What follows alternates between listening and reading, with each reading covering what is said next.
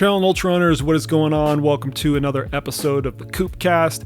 I'm your host, Coach Jason Coop, and on this episode of the podcast, I have the one, the only, the incredible Corey Woltering. The world needs a whole heck of a lot more of people like Corey. Corey recently completed his first foray into the adventure racing realm, being a part of the first all African American team to compete in the Eco Challenge, Team Onyx. You can find the coverage for that race right now on Amazon Prime. And in addition to that, Corey recently completed a fastest known time on the Ice Age Trail. We talk about his preparation going into both of those events, some of which went to plan and some of which did not go to plan. We talk about what those races have meant to him and what he has learned from them. So let's get right into it. Here's my conversation with Corey Woltering.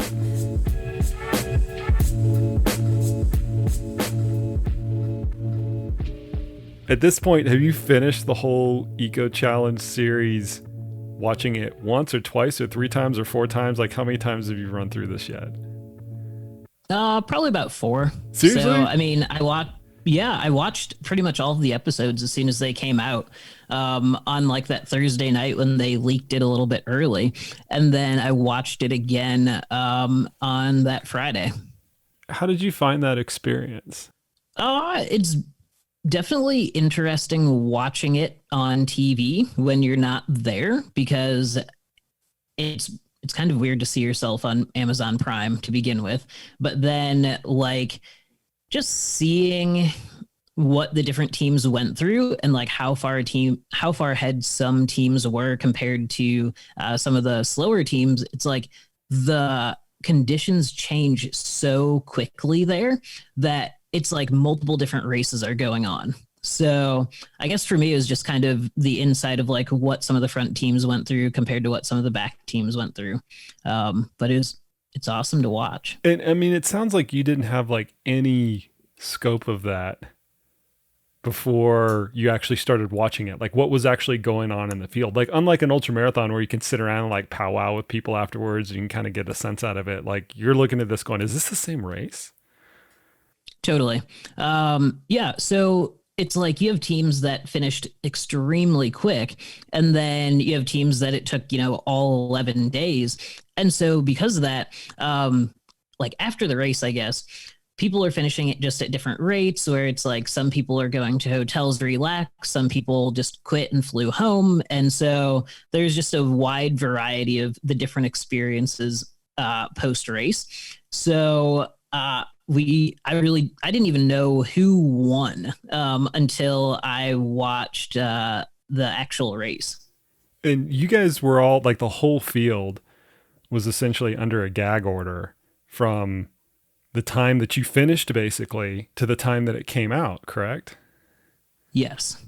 So you could you even so like kind of talk? Yeah, it's almost a year. I want to kind of go back to that year in a little bit, but you couldn't even like talk a lot amongst yourselves to start to piece some of the stories together. Yeah. That's the really hard part about it. Cause like, it's like we were there, but I didn't know what happened. Wow. That's so incredible. So it's like, this is like literally reliving an experience of which you still needed further context for when you were watching it on Amazon Prime. Yeah. So like when I first watched it, I was actually like texting a couple different people and I'm like, did you know that this happened? Like, how did we not know this? Like, yeah, like we were there, but we didn't see it. So we didn't really know. How do you feel that the ultimate TV broadcast like portrayed the teams and then like the personalities within the teams as well? Cause at the end of the day, it's a TV show, right? And a lot of these reality style TV shows, they kind of get a notorious rap for just exploiting the things that are entertaining and sometimes at the expense of like the characters, in this case, the athletes. Like, how do you feel that portrayal actually happened from reality to TV? I think they did very well with it this year. I know that there have been some in the past that they showed a lot more of like the fighting that goes on between the teams and just different things like that. Whereas this time they really didn't show too much of that. And that is probably a good thing. I mean, they had a lot of incredible stories to tell throughout all 10 episodes. So I guess they just felt like they really didn't need to show all of that, and people would find it to be interesting anyway, which I think it was. So What's the feedback that like you've personally gotten from it? Because I know you watch it and you're a public personality. You've been, on social media and stuff like that, and you've done some pretty cool things in between you actually doing Eco Challenge and it being aired that have kind of like that have also been good for your public profile. So what have you like received in terms of feedback from just the people that are watching this? 98% of it is great. A lot of people are reaching out, being like, hey, thank you for being out there. Thank you for sharing your story. Thank you for not being afraid to be the openly gay Black man that's out there just running around the woods in a Speedo and, just being you. And so that has been awesome. And a lot of people have been reaching out saying just also like, thank you for inspiring us to get out and go hike or to ride a bike or check out a new trail. Because like Team Onyx, that was one of our big goals. It was basically to just encourage people of color to want to go out, be active, maybe try a different sport that they haven't done or something that they've always wanted to do and just haven't done. So it's been great to get a lot of feedback like that.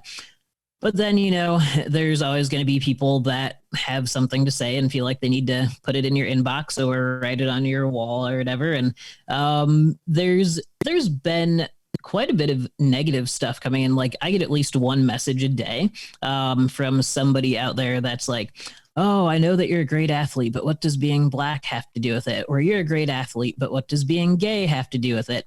And then my favorite was the one that they called out Team Onyx for being racist because we didn't allow white people to be on our team. And I was like, honestly, like this is where we're going with this right now. I'm like, okay. So yeah, there's definitely a wide variety of stuff. Do you even respond to that, or you just be like, what a freaking idiot? Like I don't have the time to. I shouldn't even waste my time with this. It depends. For some people, I'm just like whatever. I really don't care. And then there's some that it's just so ridiculous that I feel the need to actually respond to them. And it's actually quite funny. So I had an exchange with someone on Instagram, like 3 weeks ago now, about 3 weeks. And basically he called Team Onyx out for being racist. And he's like, I don't have a problem with you being Black. I don't have a problem with you being gay. But he's like, if we had a all white team, should it be called like Team Cotton and blah, blah, blah, blah, blah, and all this stuff. And I'm just like, oh my God, like, honestly, I was like, and then he ends his message with, I was married to a Nubian princess for 20 years, but now I have a half Black son. So my Black card is still active. And I was like, oh my God. But I couldn't let that one go. So, so I explained to him like, hey, like the reason Team Onyx is here is because yes, we did want to be the first all African-American team to race an eco challenge or an expedition length adventure race. And like, this is why it's important, and laid out all of those steps for him. And then I was just like, and you might want to like watch your wording a little bit. And I'm like, I don't know, like whatever. So I didn't hear anything. And then he responds like 5 days later and he's like, are we not allowed to speak our mind anymore in America? Like, what is this country coming to? And like went on some rant about that. And I was like, you are more than welcome to speak your mind. But if you don't have anything nice to say or anything constructive to say, then maybe you should keep it to yourself. And it's like, but if you have anything else you'd like to tell me, I will sit here and I will listen to this and maybe you'll get somewhere. And he doesn't respond. And then like a week later, he's like, well, actually, here's my story. And it's like, okay, I at least appreciated the fact that he was willing to like give me some context from where he's coming from. He's like, yeah, I'm just like a poor white dude from the South. Like, I'm just trying to do the best I can, blah, blah, blah. He's like, but if everybody would meet me with kindness and compassion like you did in your responses, then he's like, maybe, the world would be a better place. And I was thinking, yes, it probably would be, but you shouldn't be going on these rants in the first place. So, well, at least some good could come of it, right? Yeah. And so, like, every once in a while, there's that stuff that happens. And I'm like, I don't know. I just feel the need to call people out now sometimes because one thing people say about getting into the outdoors, like a lot of people of color have said, I didn't feel comfortable because I didn't see someone that looked like me, or they've gotten messages before. And so I just wanted to highlight that, like, this is actually real. Like, people do get messages and people don't always feel safe. And I'm just happy that I'm getting these messages rather than somebody else, because it doesn't scare me. Like, it doesn't bother me. I'm just like, okay, whatever. As a team, I mean, you guys definitely went into this to like raise some awareness, having an all African American team. Did you all discuss that internally as a team and say, hey, listen, this is going to be some realistic controversy, blowback, negative feedback, or whatever, and here's how we're going to handle it? Did you discuss that in advance amongst your team or amongst the producers or anything like that? Yeah, absolutely. So like we knew what we were getting ourselves into, and we are totally fine with that. The producers loved it. And honestly, like most of my teammates aren't getting all of the other messages and It's stuff. just Like you. a lot of people are coming straight for me, and I'm like, that is totally fine. But like they'll also hop into the discussion though on like Instagram or whatever, and they see something, they're just like, we're not going to let this one sit here, And it's like, it is what it is, but whatever. I mean, if you're not pissing people off, then are you really living? Yeah, like I've always looked at these things, and I knew when you set this up, when you originally went into it, I'm like, okay, there's going to be some sort of outcome of this. But it, like, with the airing and the timing of the airing and the state of racial relations in the country, just created this really, it's like an enhanced storm of stuff that you would have to deal with anyway. If this would have aired 3 years ago, without all of the racial controversy, or at least less of the racial controversy, there'll still be some of it, but now it's just like amplified so much because of the situation. Yeah, yes, it is. So it is what it is. I mean, we set out to do what we wanted to do, and I think we did it well. So are I always want to know, after these things, are all of you still friends afterwards? Yeah. Yeah, absolutely. Which a lot of teams cannot say the same, especially from Fiji. The race took a toll on a lot of friendships in Fiji. And so if you finished as friends, then that was already a win. Or even if you didn't finish the race, but you're still friends after, that is a huge win on that course. Oh, I probably know 10 or 12 people that were out there, including you, and you fit this profile as well that I'm about to describe. Every single one of them afterwards was fucked. Like, there was something wrong. They broke a bone, they broke a few bones, they have some sort of, intestinal disease. Like, just like every single person, after they got off the island and got back to the States, they couldn't tell you like what happened during the race, obviously, because of the gag order and whatnot. But physically, they were annihilated. Yeah. I don't know. Like, I understand that it's a jungle, but like they don't have poisonous snakes. They don't have poisonous spiders. Like, insects aren't really that bad there. But these plants and just the mud and like the cow shit that drains into the rivers that you're on these paddle boards in and stuff, like it messes you up. And so like, honestly, breaking a bone is probably the better way to go than some of these intestinal things that were happening. You're picking the lesser of two evils there.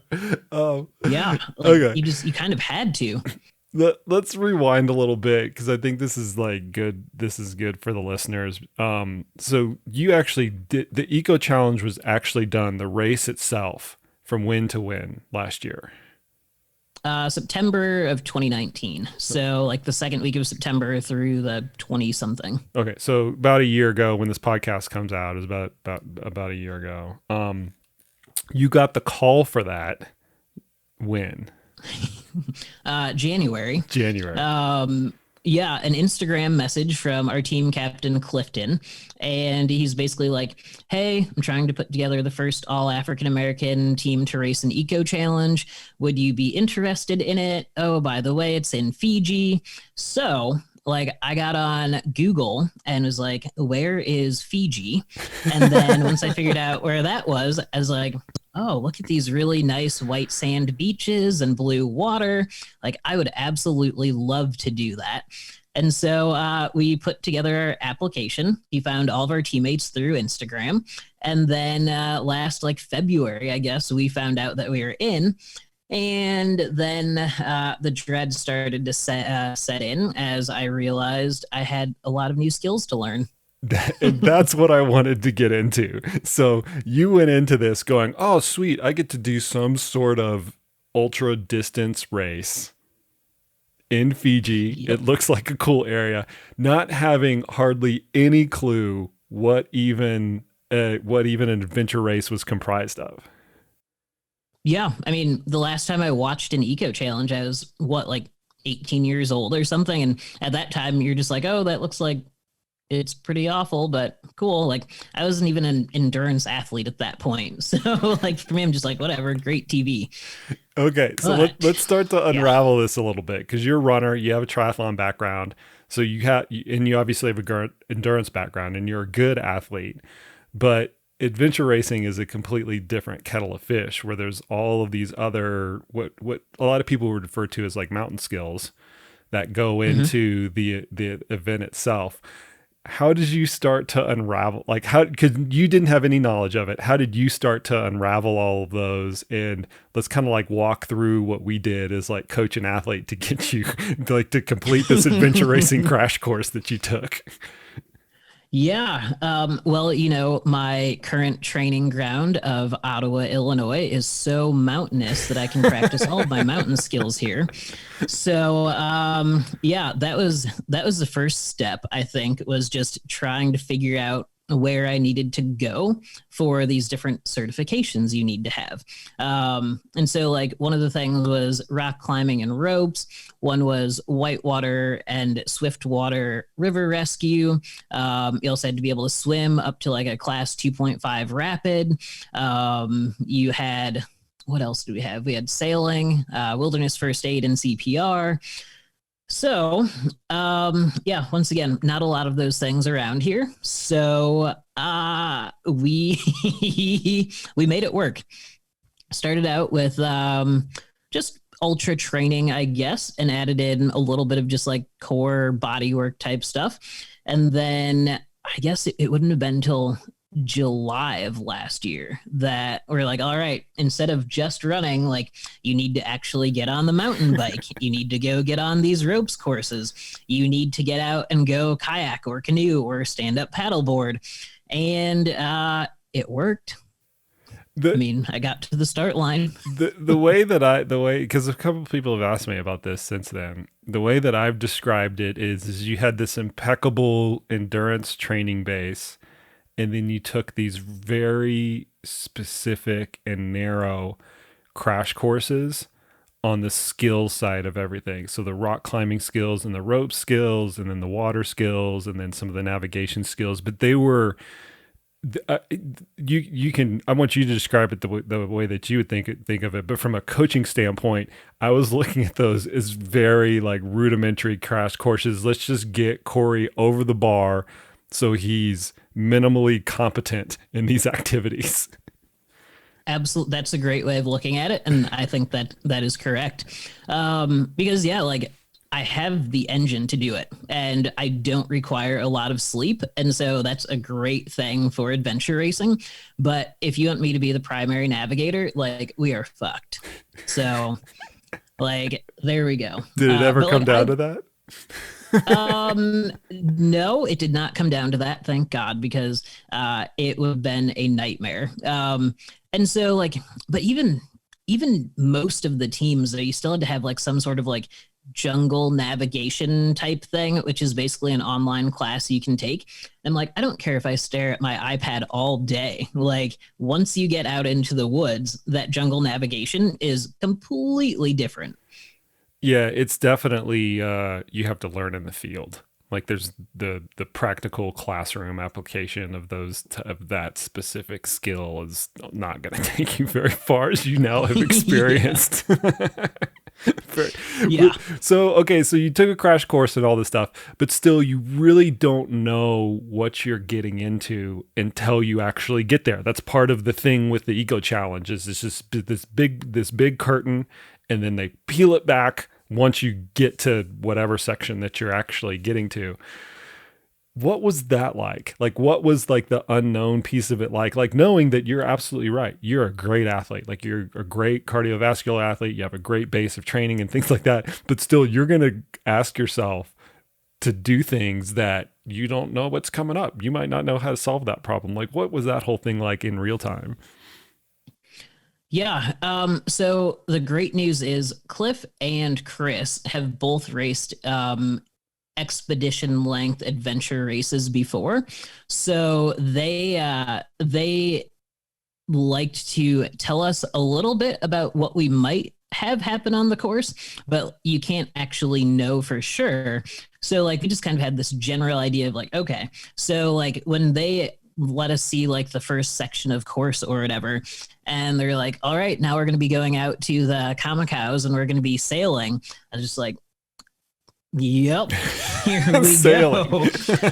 Yeah, like we had they gave each team a like basically a 1 hour lesson on how to sail a Kamikaze before the race started. And so you had like 3 different stations you were at for 20 minutes each. And it's the first time most of us are seeing these things. Yeah. What's a Kamikaze, by the they're- way? You're going to have to describe what that is for some of the listeners. It's like basically a canoe that can hold 4 people, and it has 2 arms on it and like a base. And basically, you should be able to sail them pretty much anywhere in the ocean.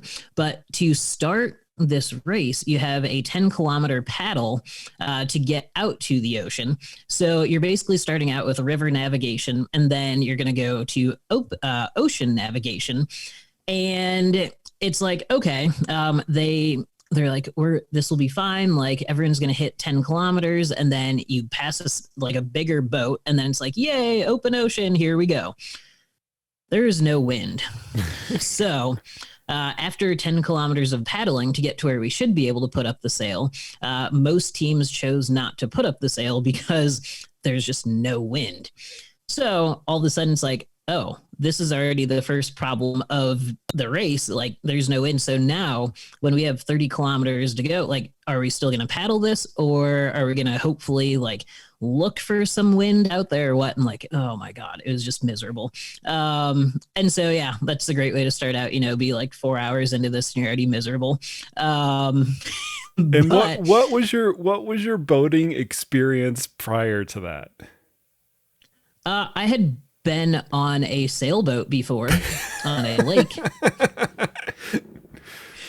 That's it. Yeah, that's it. That's like your previous. I mean, you're a good swimmer, obviously, triathlon background, right? But yeah, boating experience, none.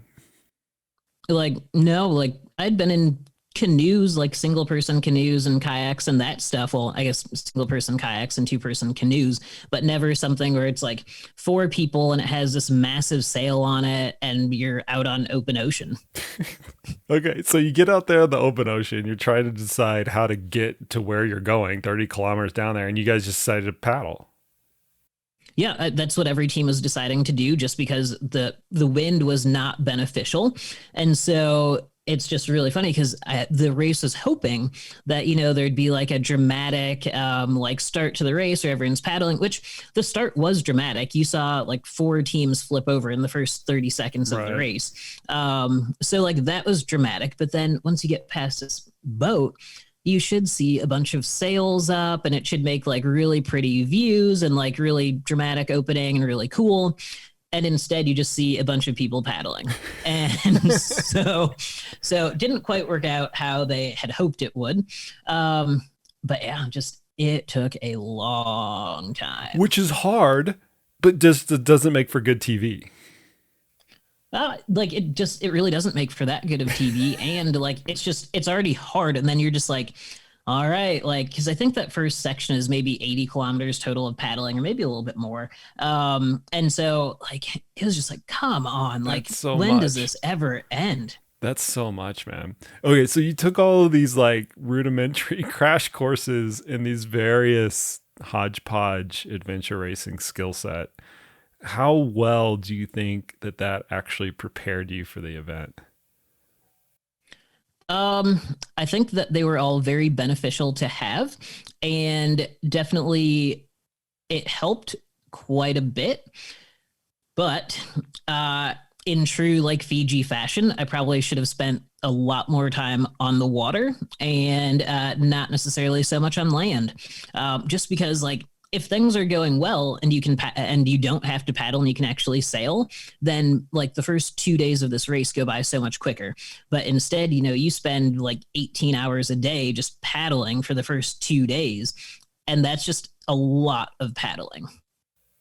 What about from like any other, is there anything that during the race you either got to, or having watched the race later you would have kind of gotten to? And we're going to get how the whole thing unfolded in a little bit, where you can kind of like look back and go, oh man, like I really wish I would have done that. Like I had no idea that that was going to happen.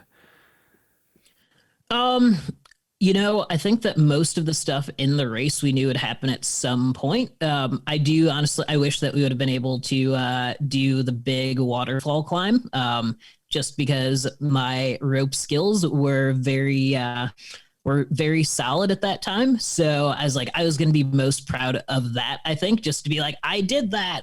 Um, but um, yeah, you know, just, I think that overall it kind of went well. There are just a couple things that happened that weren't on camera that ended up just being why we were so far back there.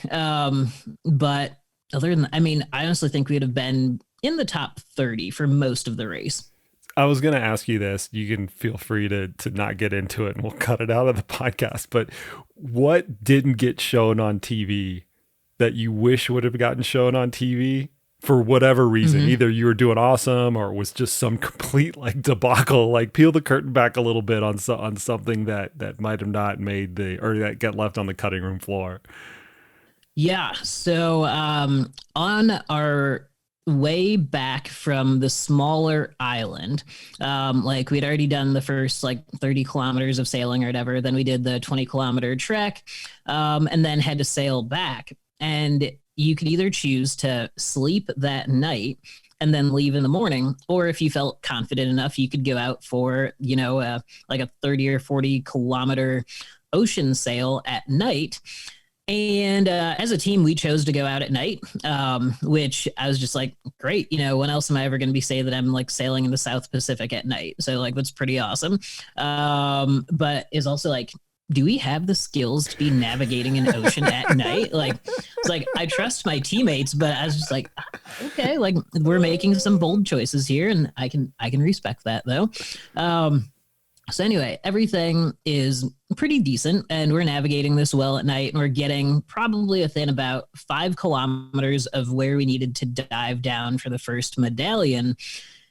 And just through whatever reason, so like there's that little platform that's out in between like the two arms, and we were taking turns just kind of like laying out on that, stretching for a second, just not being in the cramped position of paddling for hours, because we were actually kind of sailing at this point.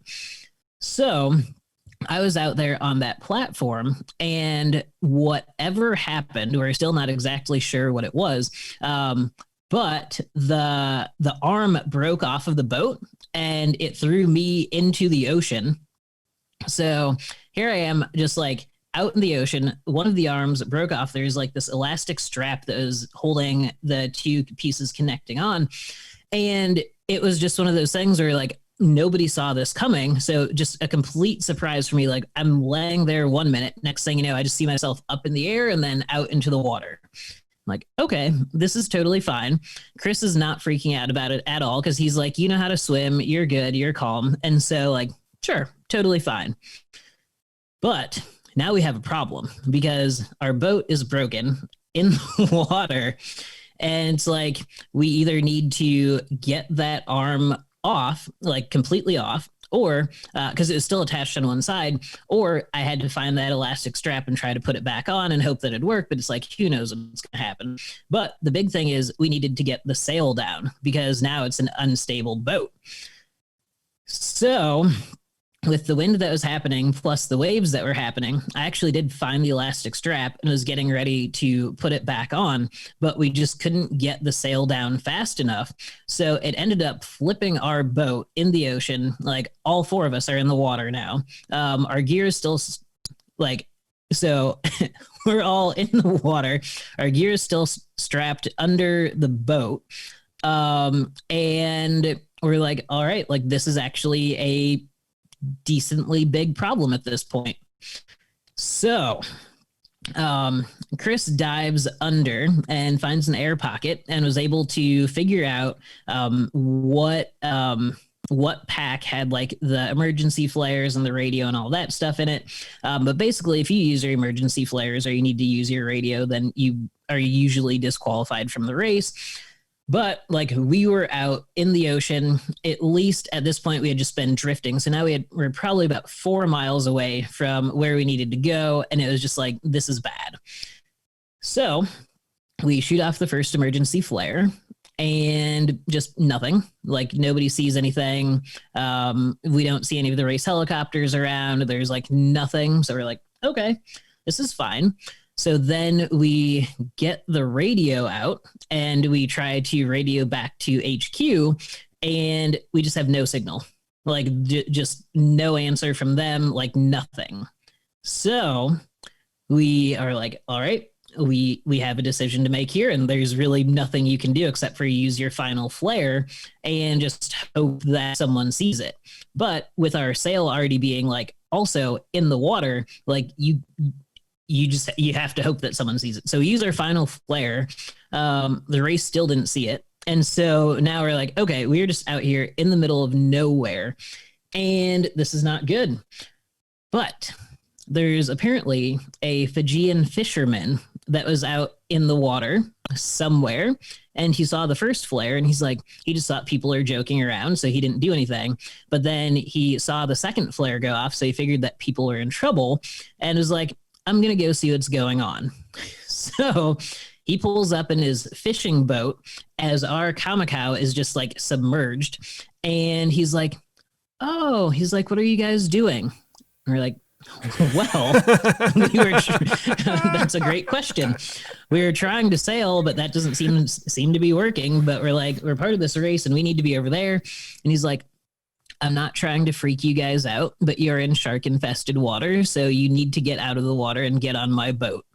And that's where like, like, do we get on the boat? Do we not get on the boat? But then we're like, well, the race isn't here. So I'm like, yeah, we'll get on the boat. And he's like, it's fine. I was just making a pot of coffee. Like, I'll have some warm coffee for you guys. Like, he's like, I'll take you over to the island where you need to be. And we're like, oh my goodness, like get all of our gear. And we're basically like, we just need to leave this boat here, I guess. Like there's not really anything else we can do. So we're on the way back to the island and the race HQ still had like a GPS tracker on all of the boats. And they finally realized that we were like not anywhere near where we needed to be at this point. So they're looking for us. They send out 2 boats to look for us. As we're on a fishing boat heading the other direction and we were able to like finally wave them down, get them, and they brought us to the island where we needed to be. They went out, they rescued our boat, and then they determined that it was like actual like equipment malfunction. And so because of that, they brought out a second boat to us and it let us continue on in the race. But we lost about 7 hours from this. Jesus. So yeah. So it goes from like, you know, we were decently high up there and we were doing well to then losing 7 hours throughout this whole thing. The craziest thing about that is the random fisherman that comes along. Is like, what are you guys doing here? Yeah, like we honestly couldn't believe it, and he's just like, "What are you guys doing?" And it's like, I don't know. Like we don't want to be like right here now either. So yeah, like what are we doing But here? But I just just explaining the concept of an adventure race to some random fisherman in Fiji, like you might as well have been an alien. totally, absolutely, and it was pretty funny, and like we love to look back and laugh on this whole experience, just because like it was funny, but like 7 hours is a long time. Like that's a good chunk of daylight right there that we just lost. I'm glad that we got to tell that story that got left on the cutting room floor because there were no cameras around you, obviously, to to document it. Totally. And so our boat had a GoPro on it, but I don't know if the GoPro is lost as the Yeah. boat went under or what. But I'm like, I really hope that somebody finds that GoPro someday, and is just like looking through the footage of this and is like, what the hell is this? What are these people doing? That's hilarious. Okay, well, let's not. I was thinking about getting into the kind of what happened at the end of the day with your team, but Yeah. let's leave that for the listeners to actually go to Amazon Prime and view the whole race because I thought it was extremely well documented and it was very well put together. It blends the athletic side with the entertainment side as well. I mean, this is an actual race with real athletes doing it, and it's not just elite athletes, it's everyday athletes and things like that. I thought all those elements came together quite well. Yeah, absolutely. I think it did. Like I'm very happy with it, how it turned out. And I know that they are thrilled with how it turned out. Okay, so we'll direct everybody over to Amazon Prime. And do you know how long it's going to be on there for? I have no idea. No, so get there soon. And Yep. a good reason to sign up for Amazon Prime if you're not already an Amazon Prime member. Let's switch to the Ice Age Trail and Yeah. the chronological sequence of this is you get into Eco Challenge, you do Eco Challenge, COVID hits, you do the Ice Age Trail, and then the TV show, the Eco Challenge TV show comes out. Yes. So it's kind of it's just a kind of a weird orientation that I wanted everybody to get used to. So before we get into Ice Age Trail itself, which is really well documented as well, I want to kind of go into how that unfolded because you, like a lot of other athletes, have kind of had this like, oh God, what am I trying to do with this year? And it went through a lot of like fits and starts at the very beginning and almost like the Eco Challenge unfolded in a really quick and haphazard almost manner. So let's back up almost to like Black Canyon, right? So what was Yeah. the original intent of 2020 for you as you were going through it? Yeah. So 2020, I was basically hoping to race Black Canyon and get a golden ticket into Western states and then race states. And I don't know anything else later in the year, but basically those are kind of like the two bigger things. But that did not happen like I thought it would. Black Canyon ended up being a very disappointing day, which I still do. I look back on it quite a bit and I kind of laugh because I've only finished one of like 5 100Ks that I've ever started. So that just, it kind of makes me laugh a little bit. But yeah, so Black Canyon. And then it was like, well, I have all of this fitness. So, like, what am I supposed to do? And what did we sign up for next? Way Too Cool. Mm-hmm. And basically went there and was like, I don't have leg speed to race a really fast 50K right now, but I will go out and enjoy it. And had a good race there. And then it was basically like I got back from Way Too Cool and COVID was starting to shut everything down. So I still squeezed in the marathon at Land Between the Lakes in Kentucky. And then, like, that was the last thing that was on the schedule for a long time. So, um, I was bored at home and basically was like, all right, I'm going to run every street of Ottawa, Illinois, starting on April 1st, and did 205 miles over 12 days and raised $13,000 for small businesses in Ottawa. So that was really fun and gave me a reason to actually get out there and run. And well, one of the big things about that was they had shut down all of the trail systems in Illinois. So like my only option for running was running on the road or not running. And so I was like, well, I guess I'll run every street. Why not? But then I finished that. The trails still aren't open. And I'm like, what am I going to do with my late spring and early summer if nothing is open and there's nothing to do? So I was like, let's go after an FKT. And I think we texted back and forth on this a lot about like, how far do we want to go? Like, will there be races later this summer, or do we want to, just go all the way and not really think about racing later this summer or fall? So, I don't know. Like, somehow we decided on Ice Age after thinking about it for like a week. It just kind of became the thing to do, I guess. Well, there's more to it than that. Hold on. Wait a minute. No, but there's actually not that much more to it than that, because the time frame, this is what I want to kind of get out of this. The time frame between when you finished every single street and when you decided to run the Ice Age Trail was only several weeks. It's not like you had this big, grandiose, okay, let's start working towards this since March. I think we can go back and look at our text messages, and it's probably maybe 5 or 6 weeks between, I think maybe even shorter than that, between I'm going to do this and the actual start date. And yeah, from a training perspective, I remember having this conversation with you and just trying to communicate that you're going to rely on your entire experience as an endurance athlete, not necessarily the last 3 weeks. So let's get all the logistics wrapped up. And if you have to take training off the table to like get everything buttoned up, get the sponsors all on board, get your crew and everything like that, great. That's a great use of your time. Let's not cram in miles, because you had this kind of like base built up essentially from every single street. Yeah, I think we decided maybe 4 weeks before that we were actually going to go through with it. And then I contacted my crew about like 3 weeks before. And I'm like, hey, what are you guys doing in June? And they're like, I don't know. And I'm like, no, I'm not talking about just like one day in June. I'm talking like, what are you doing for 3 weeks of June? Which it wasn't hard to convince them to do it. So that was great. But yeah, like it was, I don't know. Some of those things where it's like I'd thought about doing it probably years from now, but this is the perfect time to do it. I want to get some of your reactions to these stats. So first off, how long is the Ice Age Trail? Because there are going to be some people that are listening to this that kind of don't have a concept for how long it actually is.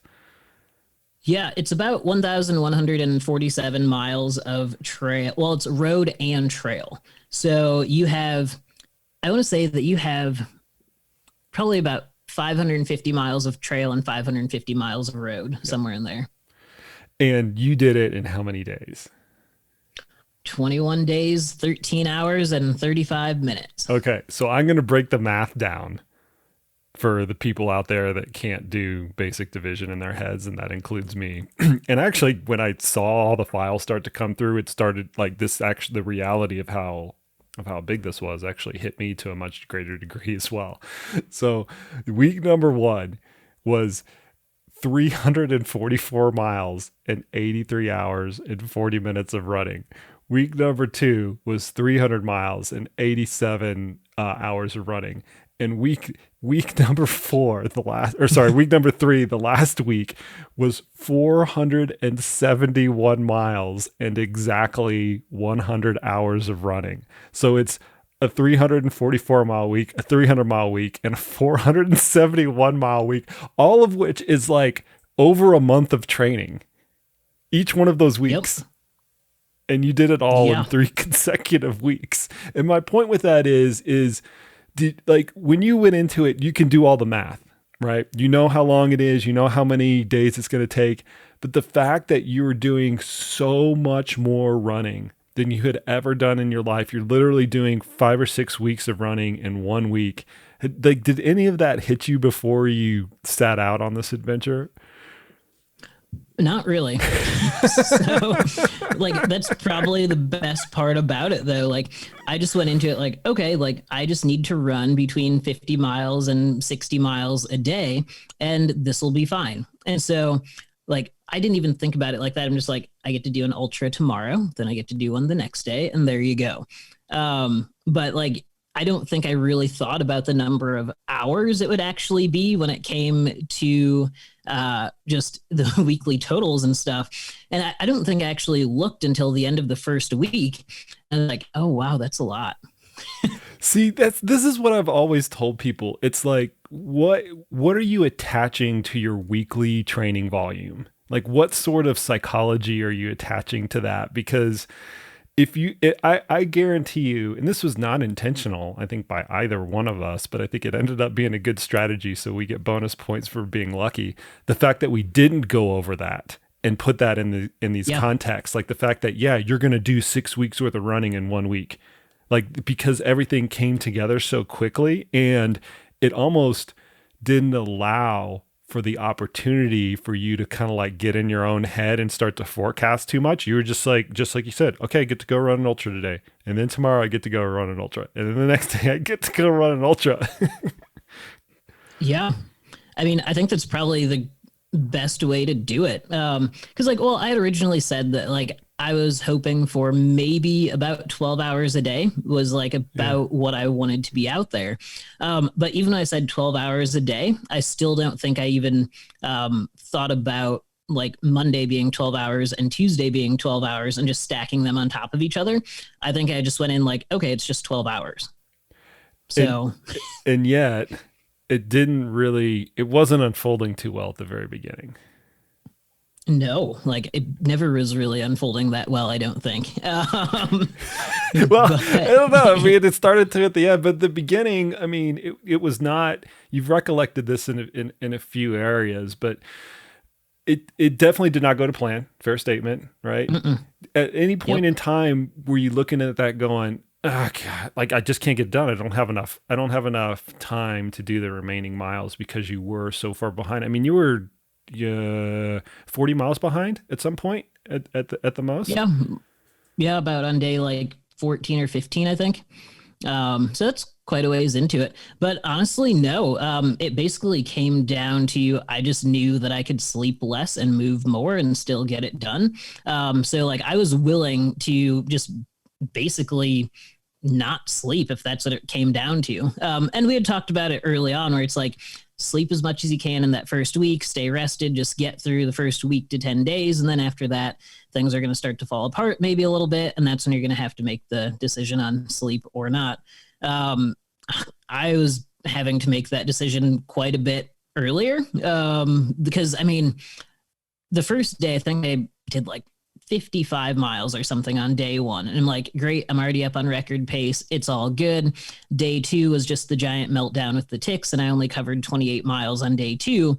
And so all of a sudden I'm like, well, there's like 25 to 30 miles that I just did not cover that I needed to cover. And so all of a sudden it's like, well, now we have work to do. Like we are already behind and it's only the second day. But then through the first, I think by day 5, I was back on top. And by day 9, I think I was like 20 miles up on day 9. And so like actually was having a good day or a good stretch, even though at that point my ankle was just so messed up, but still having a decent amount of mileage. And then just over the next few days, like things just massively fell apart. And so I go from being like 20 miles up to like 40 miles down.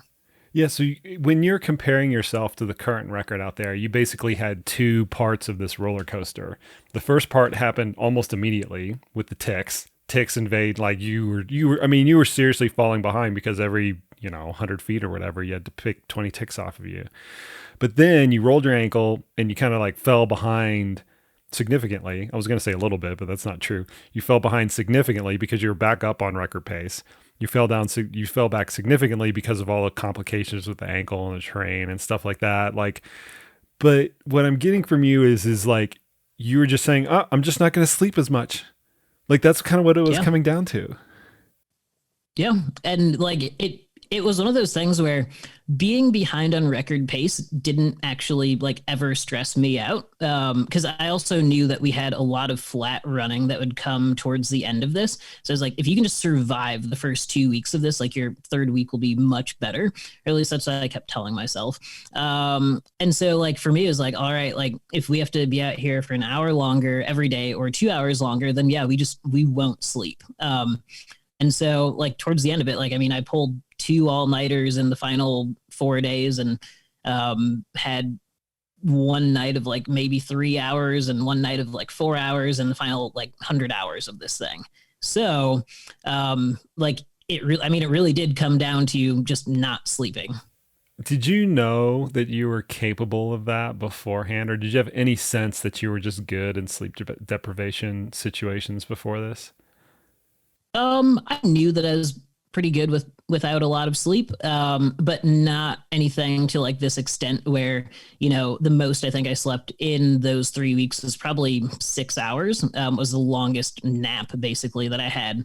But there are a lot of 4 to 5 hour nights of sleep. And like, it just kind of became that new normal where all of a sudden it's like, well, this feels fine. Like it doesn't feel too bad.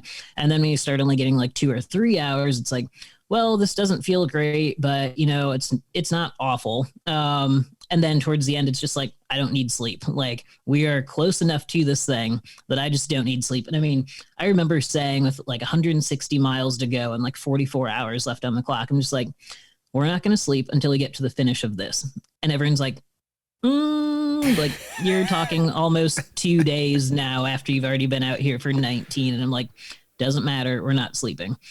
But I did take a 20-minute coffee nap with 60 miles to go.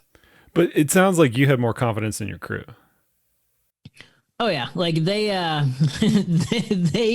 they like sleep, and they were also all like not getting much sleep over the final week of this thing. So like they were exhausted. I was exhausted, but like I just would not stop. And so I just remember some of these overnight like road sections where like we'd have the crew van driving behind me as I'm running down the road. And they're like, yeah, you know, it's super fun to be going like 6 miles an hour down a country road somewhere. Like, I'm like, it is what it is. Like, this is the fastest I can move right now. so like, there'd be hours of that though, that they're just sitting in the van driving behind me. Like, here we go. But that's worked. So brutal, man. Well, God bless your crew, but I mean, it's like, this is what I've always come down to with athletes is like, you got to be the boss.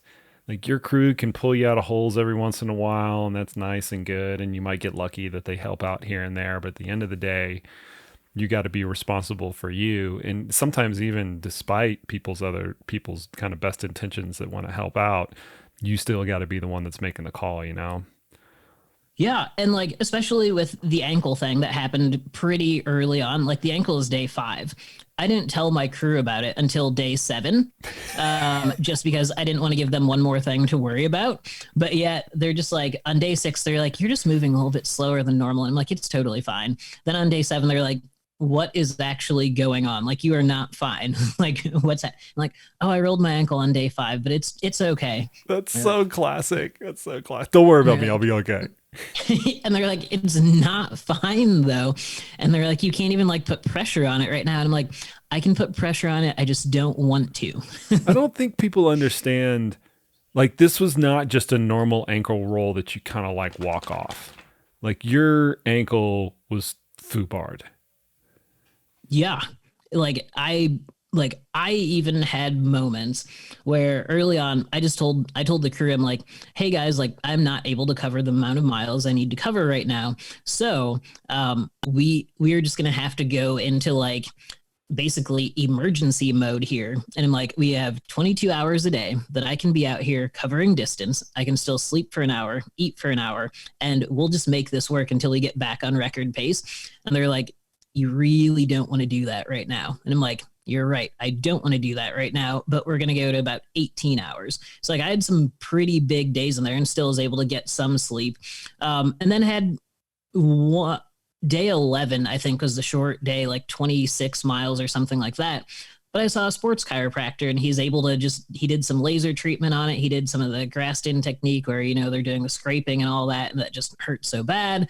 But it got it to the point where I actually had range of motion back in my ankle. Cause like I was finally at a point where I didn't even have range of motion in my ankle. So walking on flat ground just hurt. Walking downhill was almost impossible without trekking poles, but I could still at least hike uphill decent. And so like it was just one of those things where they're like, is this a high ankle sprain? Like, do you actually have something broken? Like a bunch of other questions just came up and I was like, I don't know, but we don't have time to stop.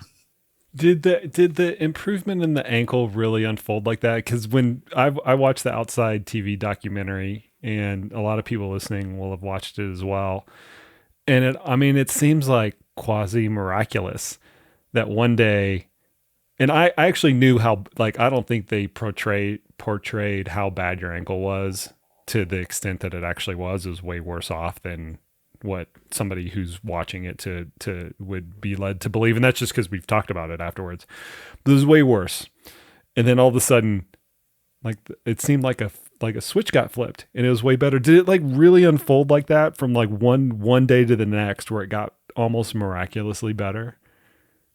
Yeah, like it was absolutely the most ridiculous thing I've ever seen. Because like that previous day, I think I had covered maybe like 60 miles that previous day, but it took me like 19 hours or something like that, and it was mostly road or like limestone trail. And so because of that, it was like, okay, I'm still able to cover this mileage, but my ankle still really hurts. It's swollen. Like things are just not great. I went to bed at like 2 a.m. and then woke up at 6:30, and the camera crew's in the room, and like I don't want to get out of bed. Like I'm just like, this is gonna hurt. Like I know how this goes. And like I was like, fine, whatever. Like we finally have to get up and we need to start. And I put my feet on the ground and like my ankle just didn't hurt. And That's I was like, so weird. I had no idea how to explain it. And like, I was shocked because I was just expecting to be in pain, like from that first step in the morning until I go to sleep that night. And it didn't hurt. I was like, this is absolutely ridiculous. And so like, I didn't know the camera crew was going to be there when I woke up that morning. Like they had texted Tom overnight and they came for when I was waking up, and like, just there's nothing that should say that it should have felt better that day, and it did. And so it's funny because Pete Kostelnick, he sent, like when he heard that I hurt my ankle or whatever, he sent me a message on Instagram. He's like, just keep moving forward, it will fix itself. And I was like, I don't know. Like, I don't know that I believe all of this stuff. Yeah. I was like, I don't know that I believe all this stuff, but I'm like, the dude has a lot more experience with multi-day stuff than I do. So if Pete says keep moving forward, I guess I'll keep moving forward. And sure enough, like one day it just fixed itself. So you're not the first person that I've seen have that happen to in a multi-day thing. It's weird. It's stuff that in like normal day-to-day life, you'd be like, yeah, you need to take like 3 weeks off. That's kind of like that type of injury. Like you're taking 2-3 weeks off, not running 471 miles in a week afterwards. It's just like, it's so absurd. And I kind of echo Pete's advice where you just never know what's going to happen. You just got to keep kind of rolling the dice until you come up snake eyes and it's clear that you can't go on any further. Yeah. Crazy. So it's all said and done. Like you've had a good amount of time to like process this now and actually recover. And you and I have probably been messaging back and forth more about the hilarious recovery stories than anything else. We won't get into that. But like as an athlete, having gone through this experience and then also another experience where you kind of like, you got out of your comfort zone to a significant extent, not just a little bit, a significant extent. What do you take away from that you're going to use in future years? Yeah. One of the big things that I kind of learned through this is just, taking things 10 seconds at a time. And I've said that like on a million podcasts now, but like honestly, on the days where my ankle is just hurting so bad, along with both of my shins were just on fire. Um, it got to a point where it's like, okay, if I'm limping on the right side and I'm limping on the left side, then I guess I can still limp in a straight line and move forward. But like every step I took was just hurting so bad all day for a few of those days. So I was just like, I'm going to count to 10. Like that is the only thing I'm going to do. I'm going to focus on counting to 10 over and over and over, and that will get me through the day. And like there are days where I honestly just count to 10 for like 6 hours at a time and just be like, well, here we go, just 10 more steps, here we go.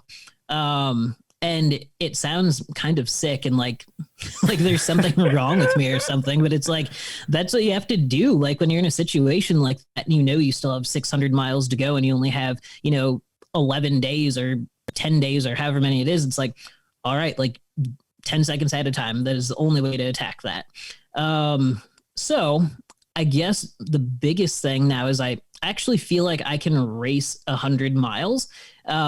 Because before I've always thought of 100 miles as being like a fun event in the woods or in the mountains, and like I've raced them well, but I don't know that I've had any like great races when it comes to the 100-mile distance. But now I'm really excited for that just because especially over the final 160 miles, to be able to cover that in 38 hours on the final days of this. Like, I think that's what gave me the most confidence of like, if you can do that, then you can go out and you can race a really hard 100-miler and still do it well.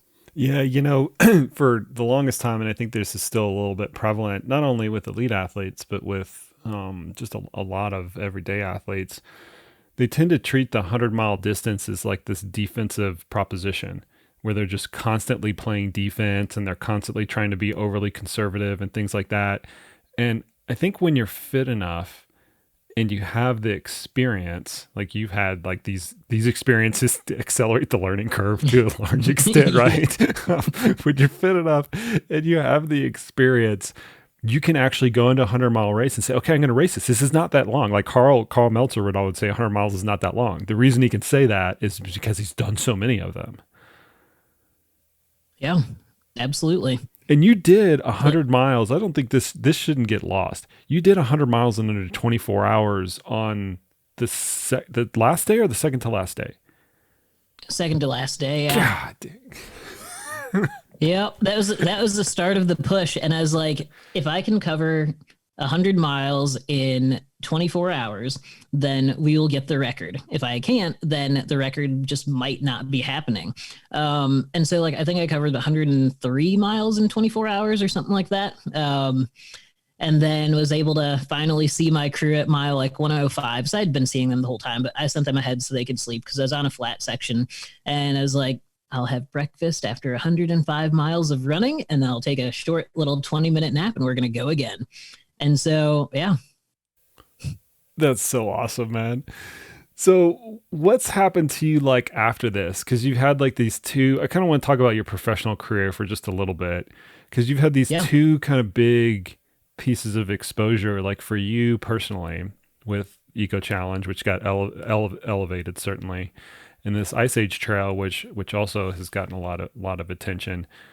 What's changed or what's different for you personally after having both of those kind of come out in quick succession?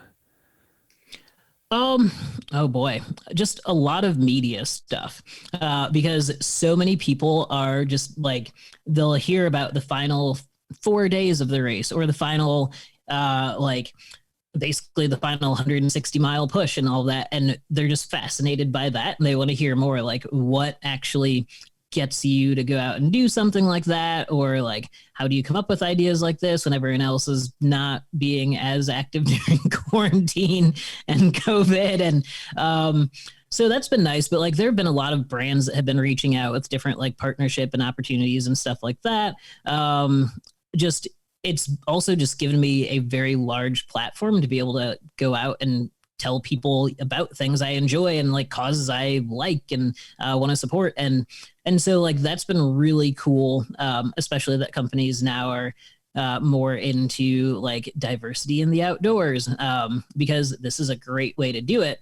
And by doing something like an eco challenge and then a longer FKT like this, it's not just saying like diversity in trail and ultra running. We're saying diversity in outdoors and adventure sports. So that's been really cool that brands are noticing that and people are actually interested in it. Man, well, for up to me, the world needs more Corys. Like we need more of that across the entire space, and you hit the nail on the head, not just trail running, but the entire outdoor space.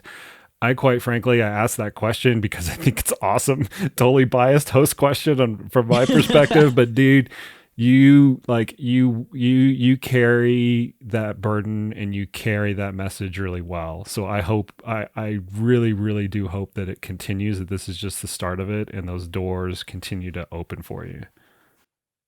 Yeah, thank you. I'm very optimistic about how things are going. So yeah.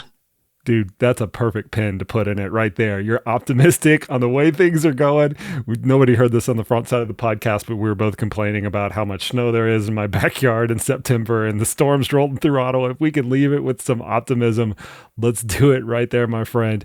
Corey, I'll give you the last word, man. You've kind of like taken up a mantle from a lot of different fronts here. What do you want to like leave the listeners with, a message that you can kind of impart on them? Yeah, I think I said it at the end of, I don't even remember if it was the Ice Age Trail FKT video or what, but I'm like, just treat people how you want to be treated and be proactive. Like check on your LGBTQ plus friends, check on your friends of color, and, invite somebody out to go try something new, like go explore. And if we do that, I think the world will be a great place. Love it, man. All right, dude. Appreciate your time, Corey. Thanks a lot. Yeah, thank you.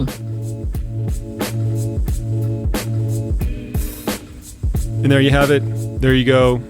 Appreciate Corey for coming on the podcast today. And I'm very grateful that I get to help guide him in his athletic endeavors as his coach. He's just such a great person to work with. If you are not doing so already, give Corey a follow on Instagram or on Twitter. It will be well worth your time. I guarantee it. The links to both of those are in the show notes. Appreciate the heck out of everybody listening today. If you have any feedback, go on over to Apple Podcasts. Give this podcast a 5-star rating or review, or you can just hit me up on social. Very appreciative of all the feedback that I get.